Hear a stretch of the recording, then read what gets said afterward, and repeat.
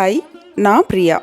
Law of attraction இதை use பண்ணி நீங்கள் உங்களுக்கு பிடிச்ச வாழ்க்கையை ரொம்ப சூப்பராக வாழ்கிறதுக்கு நீங்கள் எந்த மாதிரியான மைண்ட் செட்டில் இருக்கணும் அப்படிங்கிறதுக்கு உண்டான கிளாஸஸ் நான் எடுத்துகிட்ருக்கேன். உங்களுக்கு தேவை இருக்குது அப்படின்னா காண்டாக்ட் பண்ணுங்கள். தேங்க்யூ. ஹாய், இன்றைக்கி இந்த வீடியோ பார்த்திங்கன்னா ஆன்மீகம் சார்ந்து இருக்கிற மேக்ஸிமம் எல்லாருமே வந்துட்டு நம்ம மறுபிறவி, முன்ஜென்மம் இது மேலே பெருசாக நமக்கெல்லாம் நம்பிக்கை இருக்கும். ஸோ இந்த வீடியோ முழுக்க முழுக்க மறுபிறவி, முன்ஜென்மம் இது பற்றி நம்பிக்கை, இந்த கான்செப்டை நான் நம்புகிறேன் அப்படிங்கிறவங்களுக்கு இந்த வீடியோ. ஸோ நம்பாதவங்க இந்த வீடியோக்குள்ளே நீங்கள் வர வேண்டாம். நம்புகிறவங்களுக்கு நிறைய டவுட்ஸ் இருக்கும். நம்ம என்ன தப்பு பண்ணியிருக்கோம், ஏன் நமக்கு இப்படி பிரச்சனை வருது, நான் பொதுவாகவே நம்ம பேசும்போது எந்த ஜென்மத்தில் பண்ண பாவமோ புண்ணியமோ நான் இந்த ஜென்மத்தில் அதுக்கு அனுபவிச்சுட்ருக்கேன் அப்படின்ற மாதிரி நம்ம சொல்லுவோம் இல்லைங்களா. அது எல்லாமே நிஜமாகவே முன்னோர்கள் செய்கிற பாவம் நமக்கு அது தீங்கு விளைவிக்குதா, அதே மாதிரி முன்னோர்கள் செய்கிற புண்ணியம்னால நம்ம காப்பாற்றப்படுறோமா அப்படிங்கிறத இந்த வீடியோவில் தெளிவாக பார்க்கலாம். இப்போ வீடியோக்குள்ளே போகலாம். நம்ம மனுஷனாக பிறந்திருக்கோம் அப்படின்னாலே மிச்ச மீதி கர்ம பலன்கள்லாம் இருக்குது. அதை நம்ம கழிக்கணுங்கிறதுக்காக மட்டும்தான் நம்ம மனுஷ பிறவியை எடுத்திருக்கோம். சரிங்களா. அது மனுஷ பிறவிங்கிறது இல்லை, அடுத்த ஒரு பர்த் இருக்குது அப்படின்னாலே நமக்கு இன்னும் அக்கௌண்ட் நில் ஆகலை, அதனால தான் அப்படிங்கிறத புரிஞ்சுக்கோங்க. இப்போ கர்ம பலன், அந்த கர்மா அப்படின்னா நமக்கு ஆகாமிய கர்மா இருக்குது, பிரார்த்த கர்மா இருக்குது, சஞ்சித கர்மா இருக்குது. ஸோ இந்த மாதிரி ஒரு 3 வகையான கர்மாக்கள் இருக்குது. இதை பற்றின ஒரு வீடியோஸ் நம்ம சேனலில் இருக்குது, கர்மா பிளேலிஸ்ட் இருக்குது. உங்களுக்கு தேவை இருக்குது, அதை பற்றி தெரிஞ்சுக்கணுன்னா நீங்கள் அதில் போய் பார்த்துக்கலாம். இப்போ இந்த கர்மா அப்படிங்கிறத நம்ம கேட்டோன்னு பயப்படுற அளவுக்கு இது வெறும் கெட்டது அப்படி கிடையாது. கர்மா அப்படின்னா என்னென்னா ஒரு செயல், ஒரு வேலை இல்லைங்களா. ஸோ நம்ம எந்த வேலை செய்கிறோமோ அந்த வேலைக்கு உண்டான பலன் திரும்ப ரிட்டன் வருது அப்படிங்கிறது நம்ம எல்லாருக்குமே நல்லா தெரிஞ்ச விஷயம். இப்போது அது இந்த பிறவியில் நம்ம செய்கிறது தான் நம்ம அனுபவிக்கணும் அப்படிங்கிற கணக்கு கிடையாது. இதுக்கு முன்னாடி நம்ம என்னெல்லாம் பண்ணியிருப்போம் அப்படிங்கிறது நமக்கு தெரியாது. அதுக்கு உண்டான விளைவுகளை நம்ம இந்த ஜென்மத்தில் கூட கழிக்கிறதுக்கு உண்டான வாய்ப்புகள் இருக்குது. நமக்கு பொதுவாக ஒரு டவுட் வரும், இப்போ நான் ஒரு தப்பு பண்ணியிருக்கேன், நான் தெரிஞ்சதை பண்ணியிருக்கேன் அப்படின்னா அதுக்கு உண்டான ஒரு பனிஷ்மெண்ட்டை நான் அக்செப்ட் பண்ணிக்குவேன். என்னைக்கோ எனக்கே தெரியாமல் நான் எப்போவோ பண்ண ஒரு விஷயத்துக்கு நான் ஏன் இன்னைக்கு தண்டனை அனுபவிக்கணும் அப்படின்ற மாதிரியெல்லாம் நமக்கு காமன் ப்ராக்டிக்கல் கொஸ்டின்ஸ் இருந்தாலும் இந்த கொஸ்டின்ஸ்க்கெல்லாம் கர்மா அப்படிங்கிற இந்த ஒரு நேச்சர், அந்த டிசைனில் வேலையே கிடையாது. நம்ம என்ன கேள்வி வேணால் ரொம்ப நியாயமாக இருக்கும், கேட்டுக்கலாம். ஆனால் அந்த இடத்துல என்ன வேலையோ அந்த வேலை அது பாட்டுக்கு நடந்துக்கிட்டு இருக்கும். இங்கே கருணையும் கிடையாது, இங்கே உன்னை பழி வாங்குறேன் பார் அப்படிங்கிற அந்த நெகட்டிவிட்டியும் கிடையாது. சரிங்களா. இதை நம்ம பேசிக்காக புரிஞ்சுக்கணும். அப்போ தான் நம்ம இந்த கர்மா அப்படிங்கிற டிசைனை பற்றி புரிஞ்சுக்க முடியும். இந்த இடத்துல அந்த முற்புறவி அப்படின்னு நான் சொன்னேன் இல்லைங்களா, அதுவும் ஏன் அப்படிங்கிறத நமக்கு தெரிஞ்சுக்க முடியும். இப்போ நிறையா பேர் சொல்லுவாங்க, நம்மளோட அம்மா அப்பா தாத்தா பாட்டி அப்படிங்கிறவங்கலாம் நம்ம ஃபேமிலியில் இருக்க அந்த ஆன்சஸ்டர்ஸ் பண்ண புண்ணியத்தினால நம்ம நல்லா வாழ்கிறோம், இல்லை அவங்க செஞ்ச பாவத்தினால நம்ம சரியாக வாழாமல் நம்ம லைஃப் தத்தளிச்சிட்ருக்கு அப்படியெல்லாம் சொல்கிறது என்னென்னா, புரிஞ்சுக்க வேண்டிய ஒரு முக்கியமான விஷயம் என்னென்னா, ப்ராக்டிக்கலாக நிறையா கொஸ்டின்ஸ் கேட்டுட்ருக்கோம். இப்போ இந்த காலகட்டத்தில் இப்போ ஒரு தப்பு நான் பண்ணுறேன் அப்படின்னா கோர்ட்டுக்கு போனால் அந்த தப்புக்கு உண்டான தண்டனை எனக்கு தான் கிடைக்கிது. இப்போ நான் யாருக்காவது ஏதாவது ஹெல்ப் பண்ணியிருக்கேன், ஏதோ ஒரு நல்ல விஷயம் பண்ணியிருக்கேன்னா அதுக்கு உண்டான ரிவார்டு எனக்கு தான் கிடைக்கிது. எப்படி சம்மந்தமே இல்லாமல் என் பாட்டி, என் தாத்தா, என் அப்பா, என் அம்மா யாரோ எனக்கு முன்னாடி எப்பயோ பிறந்தவங்கெல்லாம் பண்ணதுக்கு உண்டான அந்த தண்டனைகளை இங்கே என் ஃபேமிலி ஏன் அனுபவிக்குது, நான் ஏன் அதில் கஷ்டப்படுறேன் அப்படிங்கிற மாதிரியான கொஸ்டின்ஸ் இருந்ததுன்னா நம்ம நல்லா புரிஞ்சுக்க வேண்டிய விஷயம் என்ன அப்படின்னா, அந்த முன்னோர்கள் அப்படின்னு சொல்கிறது உங்கள் அப்பா அம்மா செஞ்சதுனால, உங்கள் தாத்தா பாட்டி பண்ண புண்ணியத்தினால உங்களுக்கு கிடைக்கிறது கிடையாது.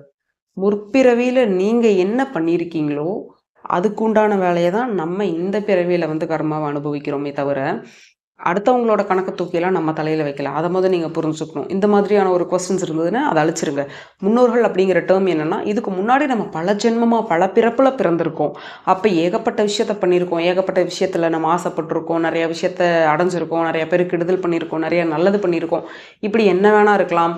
மேபி மனுஷனாக பிறக்காமல் வேறு ஏதாவது அனிமல்ஸாக பிறந்திருக்கலாம், வேறு எப்படி வேணா இருந்திருக்கலாம். அந்த ஐடியா நமக்கு கிடையாது. ஸோ இந்த இடத்துல முன்னோர்கள் அப்படின்னு குறிப்பிடுறதே பார்த்தீங்க அப்படின்னா நம்மளை தான் குறிப்பிடுறாங்களே தவிர நம்ம அம்மா அப்பா அப்படிங்கிறது கிடையவே கிடையாது. அதை நீங்கள் கிளியர் ஆகிக்கிட்டீங்க அப்படின்னாலே உங்களுக்கு டவுட்ஸ் வராது.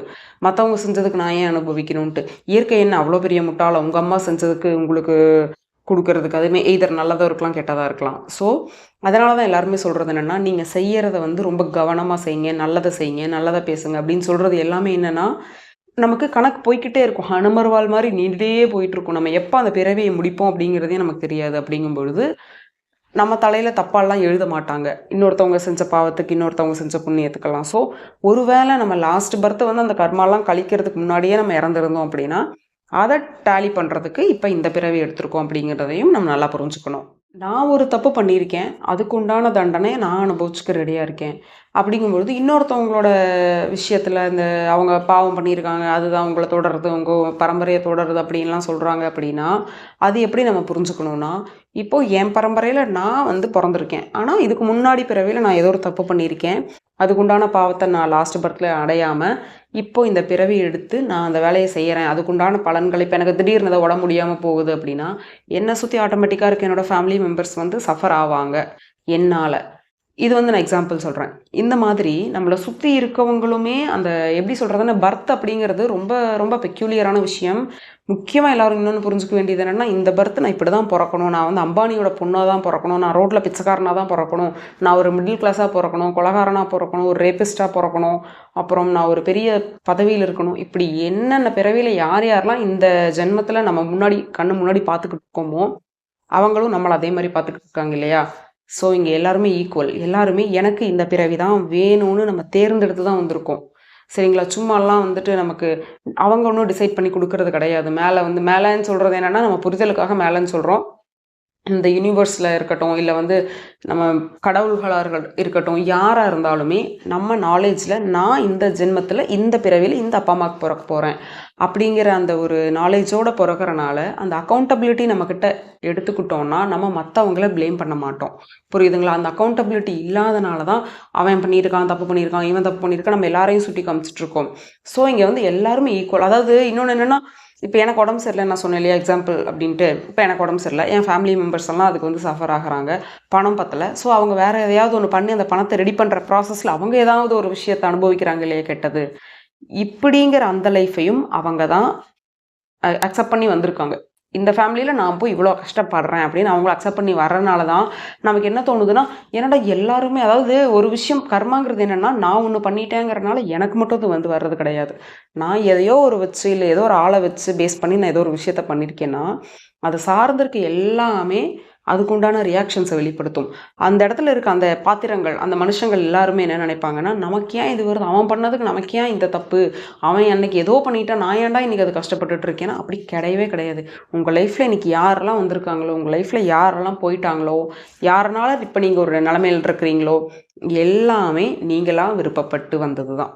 நம்ம ஜென்ரலாக கேட்போம் இல்லையா, எனக்கு ஏன் இந்த தப்பு நடக்குது, நான் என்ன பண்ணினேன் அப்படிங்கிற அந்த மாதிரியான கொஸ்டின்ஸ் எல்லாம் நம்ம இனிமேல் கேட்கக்கூடாது. நான் வந்து நல்லது தானே பண்ணியிருக்கேன், எனக்கு ஏன் கெட்டது நடக்குது அப்படிங்கிற அந்த சினாரியோவே இங்கே கிடையாது. சரிங்களா? ஸோ இப்போ எல்லாருமே எல்லாருக்கும் தெரிஞ்சு தான் வந்திருக்கோம், என்ன நம்ம அதை மறந்துட்டோம், அவ்வளோதான். அதுவுமே நேச்சர் தான். நம்ம ஞாபகம் வச்சுட்டு வந்தோன்னு வைங்களேன், என்ன ஆகும்னு யோசிச்சு பாருங்கள். இந்த ஜென்மத்தில் எவனாவது ஒருத்தர் நம்மளை ஏதாவது சொல்லியிருந்தானாவே நமக்கு மறக்க முடியாமல் கஷ்டப்பட்டு ஸ்ட்ரெஸ் ஆகிட்டு இருக்கும். இந்த காலகட்டத்தில் எப்போயோ யாரோ ஏதோ பண்ணியிருக்கிறதெல்லாம் நம்ம மண்டையில் இருந்ததுன்னா அவ்வளோதான், நம்ம எல்லாருமே அடிச்சுட்டு செத்துருவோம். நம்ம சொசைட்டி அந்தளவுக்கு ஃபஸ்ட் ஆயிரும். ஸோ இப்போ யார் யாரெல்லாம் என்னென்ன லைஃப் வாழ்ந்துக்கிட்டு இருக்கீங்களோ, மறுபடியும் நல்லா சொல்கிறேன், கேட்டுக்கோங்க. பண கஷ்டமாக இருக்கலாம், மன கஷ்டமாக இருக்கலாம், ஃபிசிக்கலி நீங்கள் ஃபிட்டாக இல்லாமல் இருக்கலாம், அன்ஹெல்தியாக இருக்கலாம், பணக்காரனாக இல்லாமல் இருக்கலாம், ஏழையாக இருக்கலாம், ரொம்ப கடனில் தத்தளிச்சுட்டு இருக்கலாம், இப்படி என்ன வேணா இருக்கட்டுமே, அதை எல்லாமே நீங்கள் கோ த்ரூ நான் பண்ணிக்கிறேன், இப்படி ஒரு லைஃப்பை நானே வாழ்ந்துக்கிறேன். ஈவன் அந்த ரொம்ப கம்மி வயசில் இறந்து போகிறாங்க இல்லையா, அது கூட சொல்கிறேன் நான். சூசைட் பண்ணிக்கிறது என்னவா வேணா இருக்கட்டும், இதைத்தான் நான் பண்ண போகிறேன் அப்படின்ட்டு நம்மளால் வெளியிலேருந்து பார்க்குற நமக்கு அக்செப்டே சில விஷயங்களை பண்ணிக்க முடியாத மாதிரி ஒருத்தர் ஒரு லைஃப் வாழ்கிறாங்கன்னாலும் சரி, நம்மளோட லைஃப்பும் சரி, நான் இதை தான் பண்ண போகிறேன், இப்படி தான் நான் வாழ போகிறேன் அப்படின்ட்டு நம்மளாக டிசைட் பண்ணி தான் வந்திருக்கோங்கிறத நம்ம புரிஞ்சுக்கிட்டோன்னா கண்டிப்பாக நம்ம யாரையுமே ப்ளேம் பண்ண மாட்டோம்.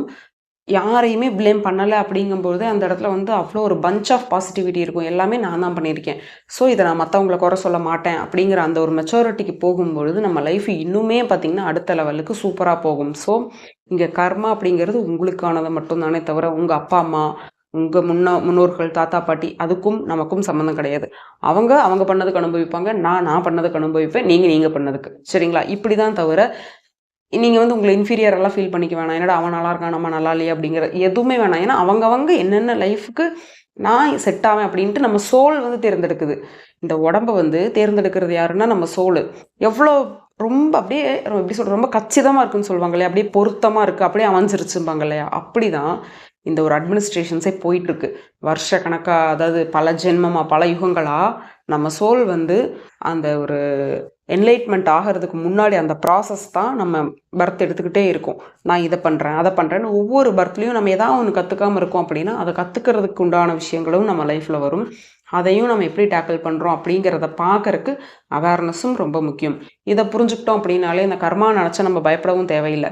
முக்கியமான விஷயம், இப்போ வந்து நம்ம ஒரு தப்பு பண்ணிட்டோம், ஏதோ ஒரு கெடுதல் எப்போவோ என்னைக்கோ யாருக்கோ பண்ணிட்டோன்னா கண்டிப்பாக நான் இந்த ஜென்மத்தில் நான் அவேர்னஸாக இருக்கேன், இப்போ நான் ரொம்ப கான்ஷியஸாக இருக்கேன் அப்படின்னா அதை மாற்றிக்க முடியுமா? என்னோட கெட்ட கர்மா மாறுமான்னு கேட்டால் 100% மாறும்.